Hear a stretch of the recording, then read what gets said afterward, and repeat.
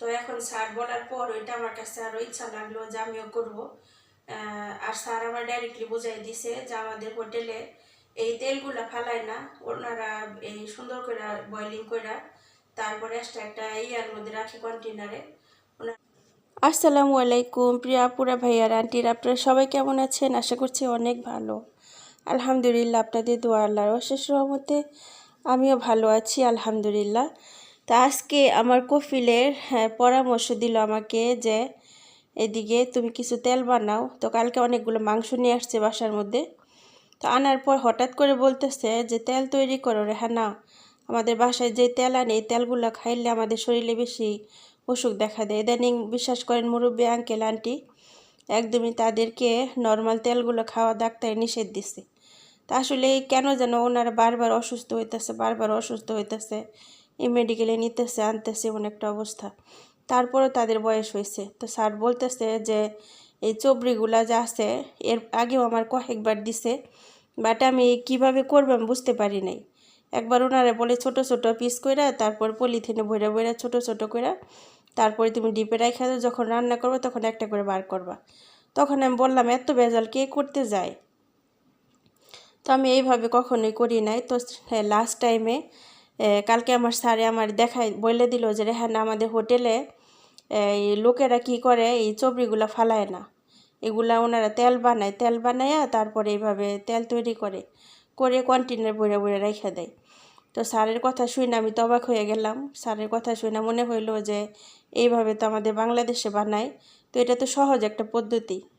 তারপরে এই তেলটা নাকি শরীরে কোনো ওইভাবে তেমন একটা করে না, মানে ক্ষতি করে না।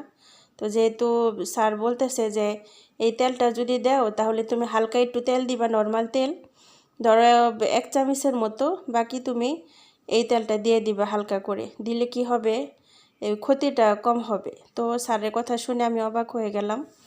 তো আমি বললাম যে ঠিক আছে, যেহেতু এটা আপনি বানাইতে বলছেন, এতদিন আমি বুঝি নাই, তো এখন আমি বানাবো। তো স্যারের যেই কথা সেই কাজ।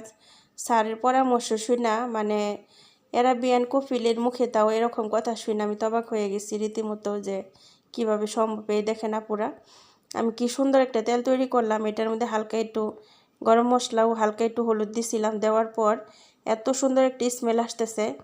এটা কিন্তু খাসির চবড়ি, বাট এখানে এক বিন্দুও গন্ধ নেই, খুবই ভালো লাগতেছে, বোঝাই যাচ্ছে না যে খাসির চবড়ি। আর যেটাই রান্না করবো আপু সেটাই ভালো লাগবে ইনশাল্লাহ। তো তো আমি বানালাম, বাকিটা আপনাদের সাথে শেয়ার করি। আজকে আপনাদের সাথে শেয়ার করব একটি আইডিয়া। তো আসলে অনেকে হয়তো এটা পছন্দ করবেন, আবার অনেকে করবেন না। তো আমার জন্য বেস্ট মনে হইতাছে। তো এই দেখেন, এখানে আপনাদের সাথে শেয়ার করছিলাম খাসির চর্বিগুলা। এই যে খাসির চর্বিগুলো আমি এইভাবে একটু ফ্রিজে রাখছিলাম, রাখার পর এরকম হয়েছে। এই যে দেখেন, সেম কিন্তু ইয়ার মতো হয়েছে, যে ঘি আছে ঘিয়ের মতো।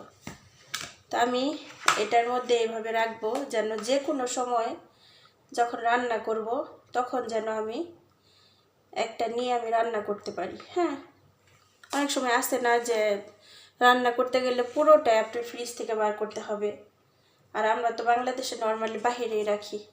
ফ্রিজে রাখলে আর কি নিরাপদ, নষ্ট হওয়ার ভয় নাই। তো এইভাবে আমি রাখতেছি। তো সব সময় আমি চেষ্টা করি যেটার মধ্যে আমার একটা কিছু করে যখন আমি বেটার ফিল করি তখন কিন্তু আমি আপনাদের সাথে শেয়ার করি, যে আমার যে এভরিওয়ান ভাই বোনরা আছে তারাও যেন আমার আইডিয়াটা দেখে তাদের একটু উপকারে আসে। তো অনেকে আমরা আছি বাংলাদেশে গরুর তেল কিংবা এই পছন্দ করি। হ্যাঁ, আর আমার স্যার বলছে যে হ্যাঁ আমাদের হোটেলে এই গরুর তেল তারপর খাসির যে চর্বিটা সেটা আমরা ফালাই না, এটা আমরা এইভাবে করে সংগ্রহ করে রাখি। রান্না করার সময় এটা বেশি ইউজ করি, কারণ এই নর্মাল যে তেলটা সেটা কিন্তু বেশি ক্ষতি করে এখন। তো স্যারের কথা আর ফালাইতে পারলাম না, আমি স্যারের কথা শুই না এটা শুরু করলাম আপুরা। তো যেহেতু এটা আমাদের বাংলাদেশেও আমরা করি, কিন্তু আমরা ডিপে কম রাখি, নর্মালি বাসায় বাইরে রাখি।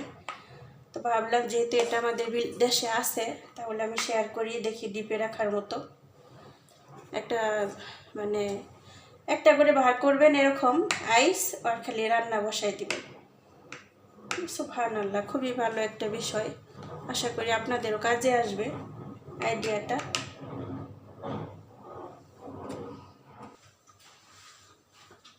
তো এই যা পুরা আমি দেখেন বানিয়ে নিলাম,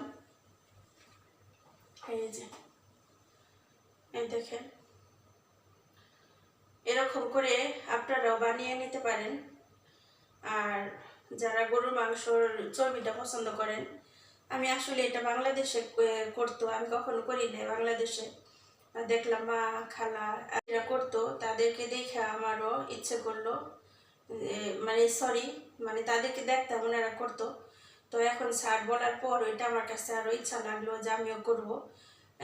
আর স্যার আমার ডাইরেক্টলি বুঝাই দিছে যে আমাদের হোটেলে এই তেলগুলা ফালায় না, ওনারা এই সুন্দর করে বয়লিং করে তারপরে একটা ইয়ার মধ্যে রাখে কন্টেনারে, ওনারা রান্নার সময় এই তেলটা বেশি ইউজ করে। তো আমি বানিয়ে নিলাম, এই যে দেখতে কিন্তু সেম ঘিয়ের মতো লাগতেছে, কিন্তু আমি এটার মধ্যে হালকা হলুদ ও হালকা একটু গরম মশলার মিক্স গরম মশলার গুঁড়া দিছি, অনেক সুন্দর একটা স্মেল আসতেছে।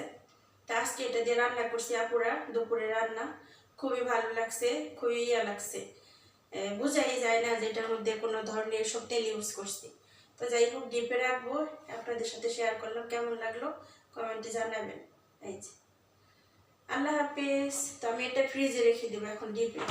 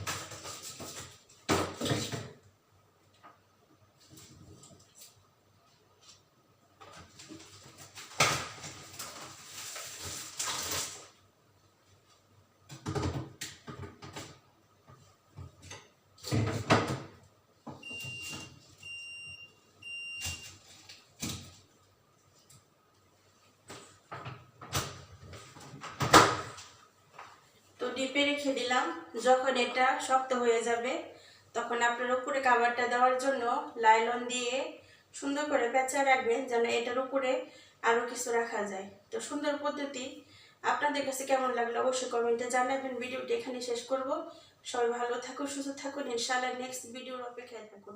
আল্লাহ হাফিজ।